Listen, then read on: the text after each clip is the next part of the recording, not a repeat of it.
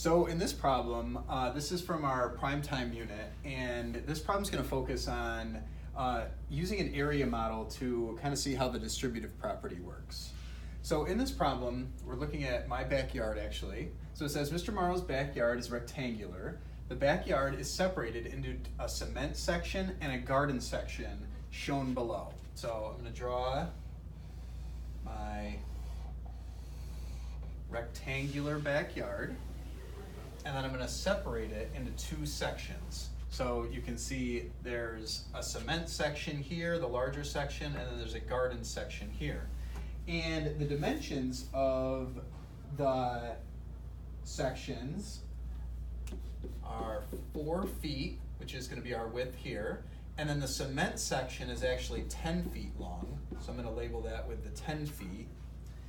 And then our garden section is going to be this 3 foot long section here. Okay? And what we're trying to do is we want to make two different expressions that could represent the total area of the backyard. So we're going to see what expressions might represent the total area of this whole backyard area. So one thing that we could think about is we could think about each section as an individual rectangle. So let's say that we looked only at the cement section here. So think back for a minute.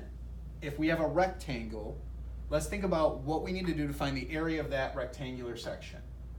So hopefully you're thinking in your head that we need to multiply the length by the width. So to find the area of just the cement section, we could represent that by doing 4 times 10, or the length of the cement section by the width of the cement section. Now that would just be just the cement section. We also need to add to that our garden section, which is another rectangle here. Now, let's focus just on the green rectangle, or the garden section, for this one. So again, in a rectangle, we're going to multiply the length and the width. Now, I see the length down here as 3. So we need to really think about what would be the width. Well, if you look at this side, think about the whole rectangle. We know in a rectangle, opposite sides are equivalent. So because this side has a width of 4, this also has to have a width of 4. So we could represent the area of our garden section by doing 4 times 3.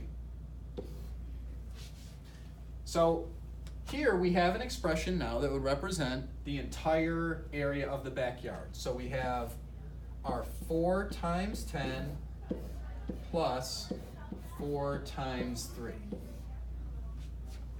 Now, there's other ways that we can kind of look at this expression and maybe simplify it a bit to still represent that full section.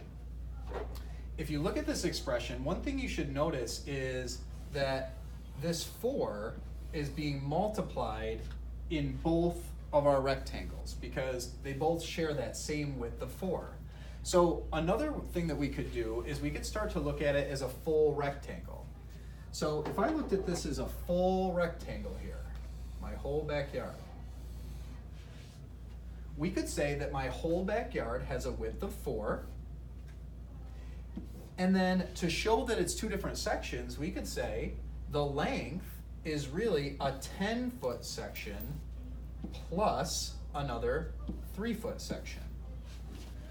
Really what we're saying by writing this expression, because this 4 is right next to this set of parentheses, we can use the distributive property to say that 4 is being multiplied by the 10. 4 times 10 is my cement section, plus 4 times 3, which is my garden section.